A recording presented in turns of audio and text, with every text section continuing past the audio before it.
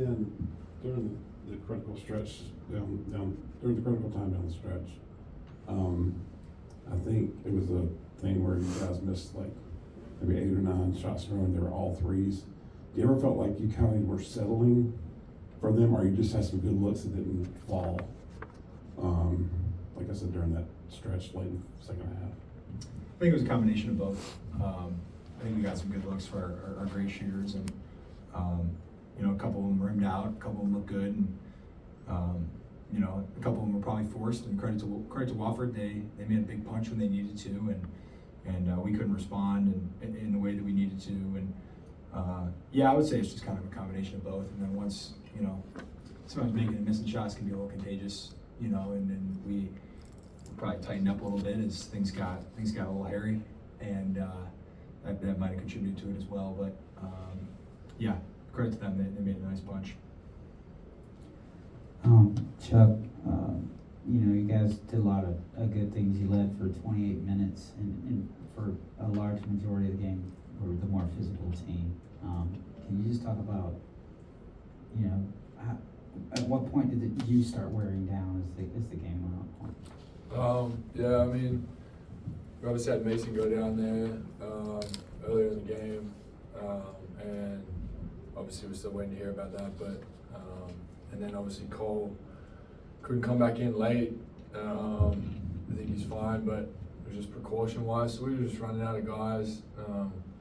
We had 8 to start with that are healthy right now, and that dwindled down to 1 sub, which is always tough. And it's tough on guys like Langston playing 37 minutes. He's going to try and bring he's getting hounded at 94 feet.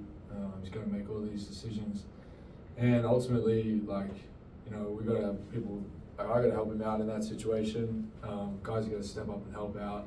I think leaving that much responsibility on him was a tough ask for him tonight. You know what I mean? So, I think we did a good job with it up until that point. Started wearing a little thin, and we started relying on him a little too much. And he's only human. So, Ben, tonight the intensity was there for Furman. You played very strong.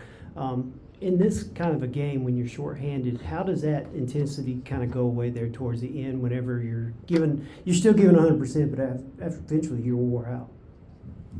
Yeah, you don't want to make excuses, right? And we have no excuses for what happened. 17-0 run doesn't happen solely because we're tired. There was execution that we didn't execute the way we needed to. We didn't get great shots. We didn't defend the ball the way we needed to. And sure, could have fatigue have contributed to it? Yeah, but a lot of these guys who've been playing a lot of minutes, we've been doing it every game. We've been shorthanded for a couple games now, so. It wasn't an excuse we used on Wednesday night. It wasn't an excuse we used last Saturday. Obviously we became more shorthanded. That's obvious. But we don't want to make excuses. And it's a credit to Wofford. They made a really good punch and had some tough finishes and made a big shot. Machowski made a big shot there to take the lead there once we tied it back up. And you don't want to make no excuses. Ben, I'm going to ask you this because you've just been in it longer. But this series, can you just talk about you knew when y'all were comfortably ahead. There's no such thing as a comfortable lead in this series, is there? Yeah, it's a heck of a rivalry, and it's a fun team to play. Timmins was awesome tonight. The crowd was electric. The students, shout out to the students for being here. It was a really fun atmosphere to play, and we're very thankful for that. And no lead is safe, and you see that across college basketball these days. And we've been on the other side of it sometimes this season, where we've come back from down double digits and to win games. And now a couple of times we've had games where we're up comfortably. And I don't think there was ever a communication that this thing was over or anything like that, because. Like I said, like you just said, the series is so competitive, and every game you play with them. Last year, think of the games we played. Every game came down to, besides the game at home, came down to a couple plays down the stretch. This game came down to a couple games down the stretch.